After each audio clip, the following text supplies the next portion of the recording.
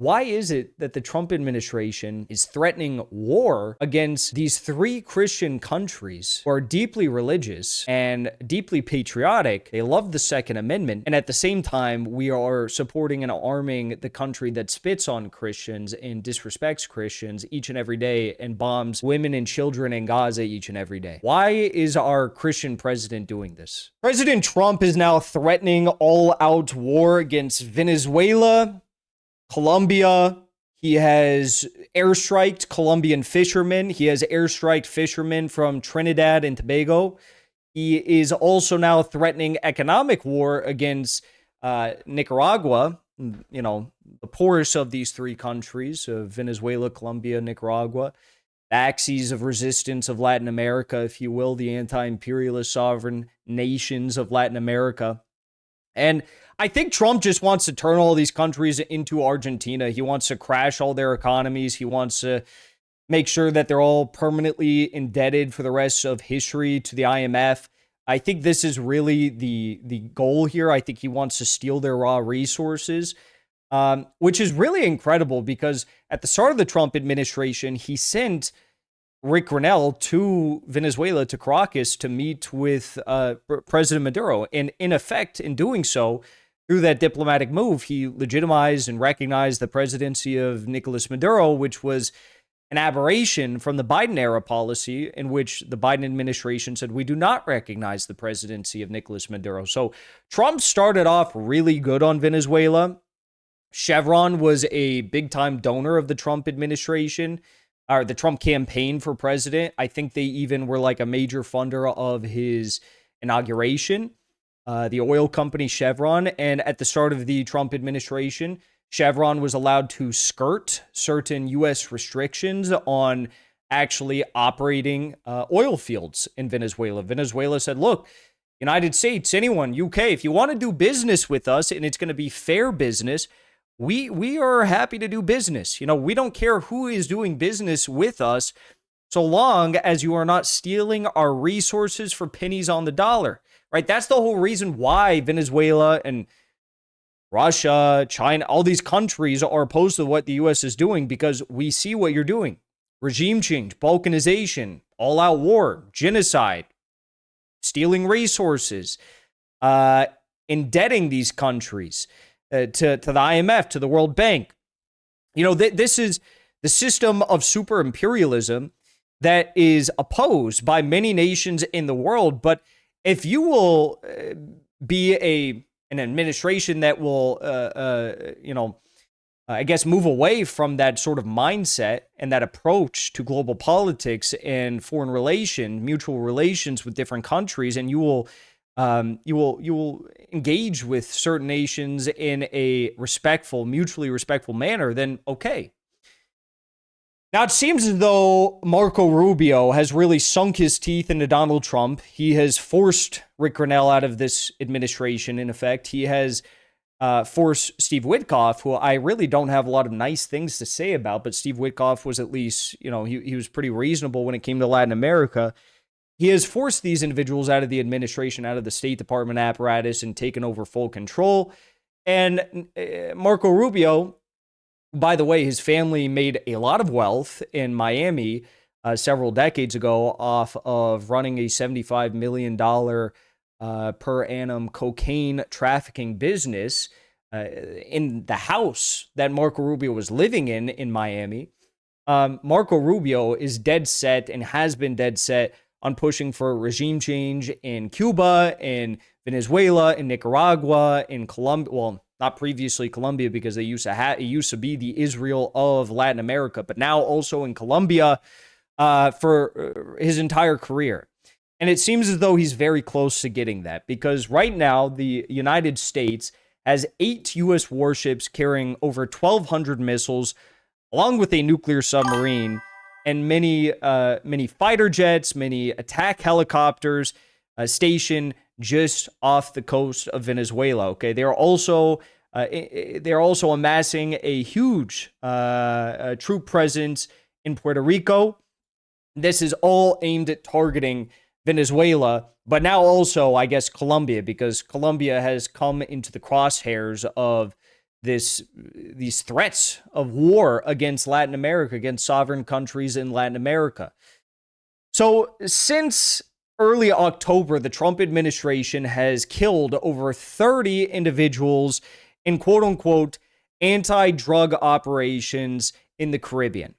Now, Trump claims that he was targeting Venezuelan narco traffickers, but the truth is much different than that. The truth is that actually, first of all, these people were not narco traffickers. Second of all, a lot of these people were not even Venezuelan citizens. We saw that just this week, Trump airstriked a fishing boat which had citizens of Trinidad and Tobago. And now the government of Trinidad and Tobago has responded. They've condemned this. Caribbean people are denouncing the extrajudicial killings of these fishermen in the Caribbean. And they are defending Venezuela's sovereignty in the midst of it all. So this is really crazy. Also, Colombian fishermen have been targeted. We'll touch on that in a second. Now, the U.S. has escalated this round of threats and attacks over this past week by flying B-52 bombers in Venezuelan airspace. So they've already violated the territorial waters and the sovereign airspace of Venezuela, but this time with B-52 bombers, I mean, that is a massive escalation.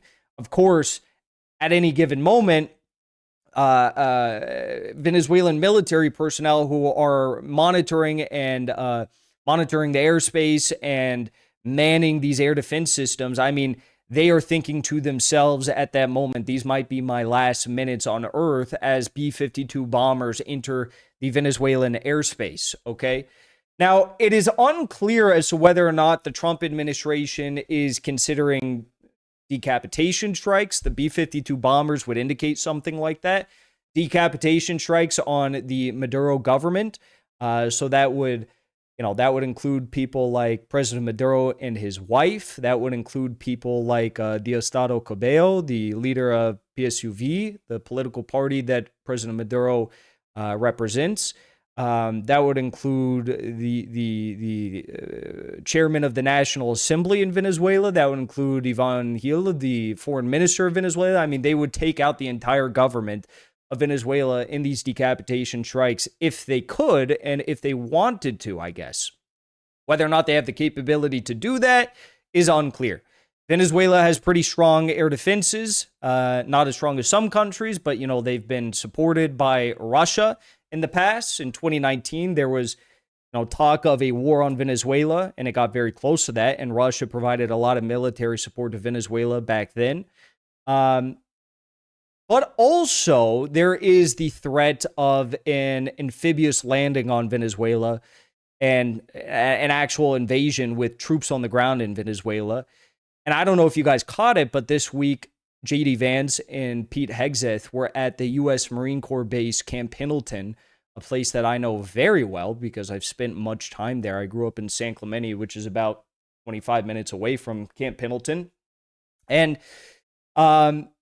they were there and they were overseeing mock drills of amphibious landings on beach sides in California, Southern California at Camp Pendleton. So it seems as though they are deploying a, method of strategic ambiguity as to how they're actually going to approach this issue if they, in fact, do decide to launch a war on Venezuela, okay?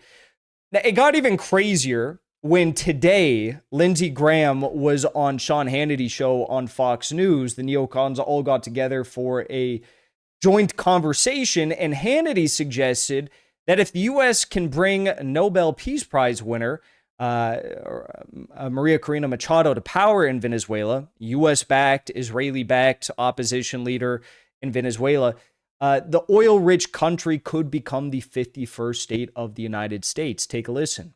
I had a chat with you this weekend, and I thought you had a pretty darn good idea, and you said you were going to share it with the president. I want to know if you did, and that is this opposition leader in Venezuela that won the Nobel Prize that said it really deserved to go to Donald Trump. Sounds like a pretty good leader to me for the people of Venezuela and the end of narco-terrorism and a better relationship with the U.S. Or if they choose maybe the 51st state, I don't know. Sounds good to me, but the opposition. I had a chat with you this weekend, and I thought. Now, in this clip, this guy's some senator or something. I don't know who he is, but I mean, they were talking about also deposing Colombian President Gustavo Petro, who recently had his U.S. visa revoked while he was at the United Nations in Manhattan, and he gave a speech outside the United Nations demanding U.S. military personnel to consciously object to war crimes in Gaza and the broader Middle East. So things are really heating up. The American people, though, have spoken, and they overwhelmingly reject any sort of military campaign on Venezuela. In fact, the most recent polls are pretty damning for the Trump administration. A YouGov poll has found that only 16% of Americans support a U.S. invasion of Venezuela, with 62% rejecting the idea. So I don't know what Trump's goal is here. I don't know. We have, the JFK files haven't been released. Epstein files haven't been released.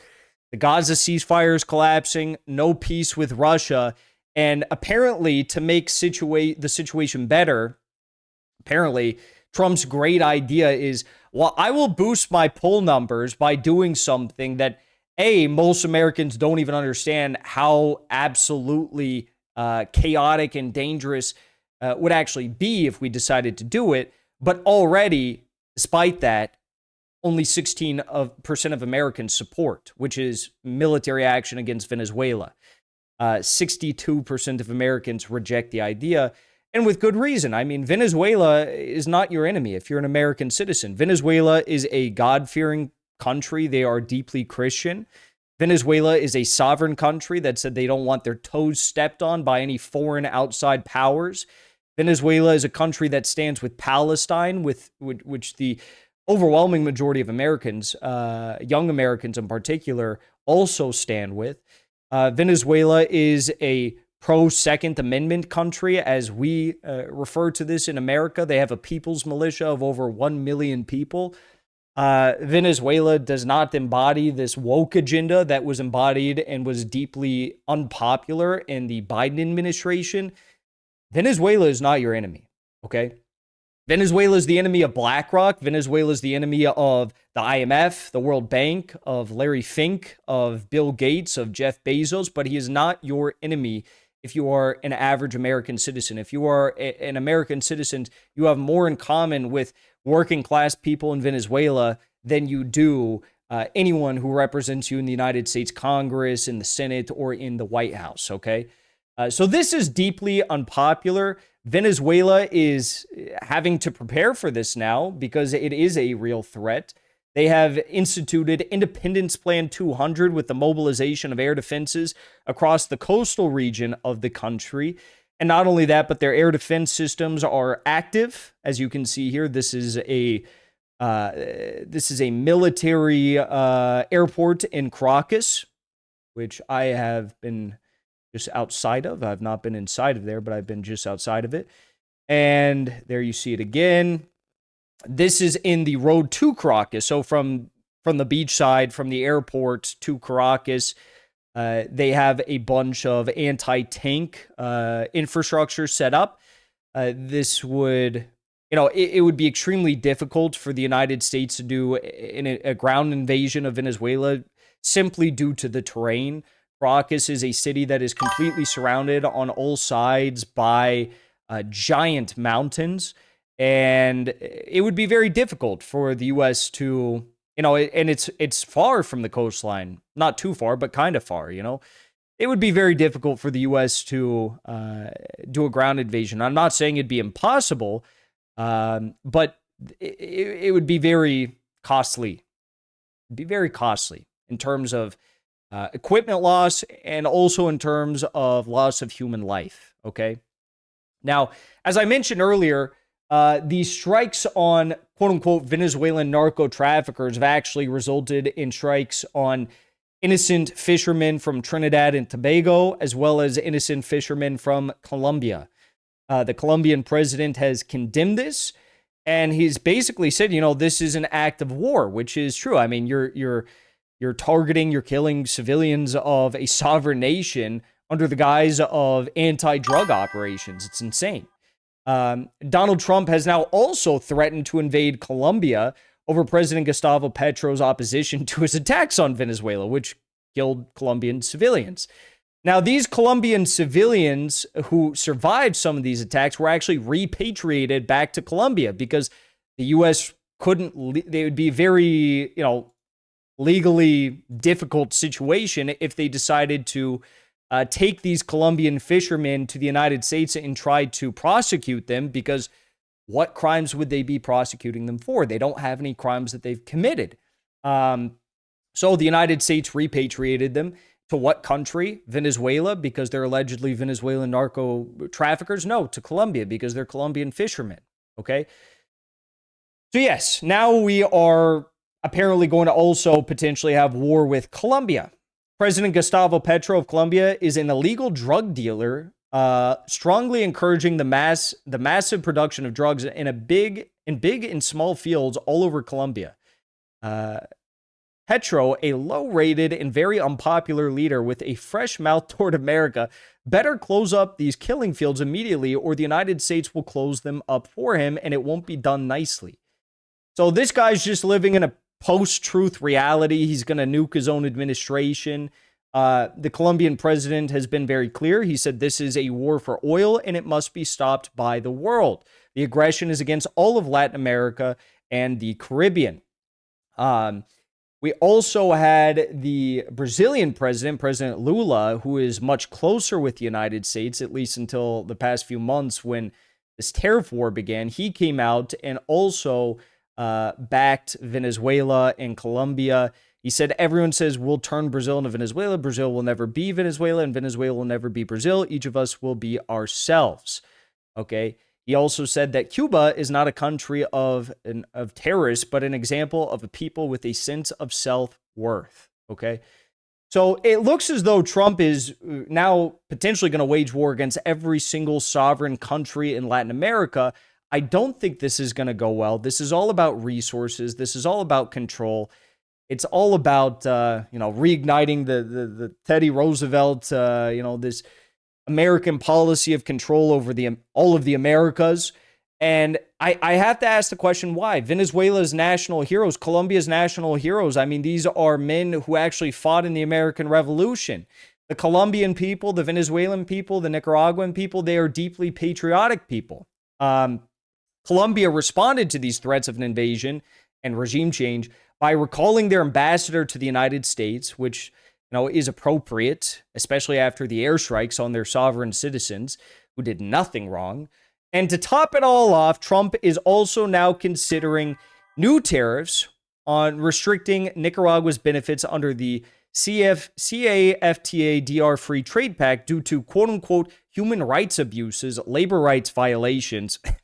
A socialist country has labor rights violations. It's amazing what they're, this must be the same people that wrote the Charlie Kirk, Tyler Robinson text messages, and dismantling the rule of law with proposals including tariffs up to 100% on imports or selective product measures. So you like your Nicaraguan coffee, your Venezuelan coffee, or Colombian coffee, you're going to be paying a premium in the near future in all likelihood.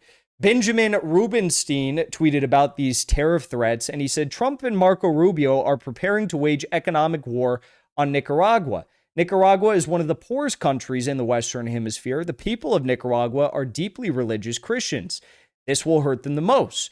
Nicaraguans rank themselves as some of the happiest people in the world. They grow 97% of the food they eat. Same with Venezuela. They grow 100% of the food they eat. Public school is free. Hospitals free. I'd also imagine transportation free, healthcare free, education free. They just want to live and work in peace. Yet the U.S. regime insists on attempting to ruin their lives. Same thing in Venezuela. So this is all extremely insane. I'm really, really disappointed in all of this. And again, the end goal is this right here. Argentina's peso has fallen to an all-time low against the U.S. dollar and has now collapsed 99.8% since 2009. This is the goal. Steal their resources, privatize their industry. Maria Corina Machado said as much in her conversation with Donald Trump Jr. this week. She said, The U.S., you'll be so rich. We'll privatize all our resources. You guys will make so much money. We'll privatize the oil, privatize the banks. This is what they want to do. And the end goal is indebt them to the IMF, indebt them to the World Bank, get them straddled to the dollar, and cause chaos and misery for the average people. Okay. I don't think it's going to be as easy as Donald Trump thinks it's going to be. Venezuela has a very strong military, strong special forces. They have a people's militia of 1 million plus strong people who are all armed to the teeth. The idea that this will somehow take place, a regime change operation, and it will go smoothly without absolute chaos taking place is absurd. And you literally have to have the lowest IQ out of any world leader on the planet to assume that this would go smoothly. But this is the goal. And, after visiting Venezuela, I just have to ask the question, why is it that the Trump administration, and I've been there twice, by the way, and it's very nice. Why is it that the Trump administration is threatening war against these three Christian countries who are deeply religious and deeply patriotic? They love the Second Amendment. And at the same time, we are supporting and arming the country that spits on Christians and disrespects Christians each and every day and bombs women and children in Gaza each and every day. Why is our Christian president doing this? I know the American people won't support it, but the question has to be asked.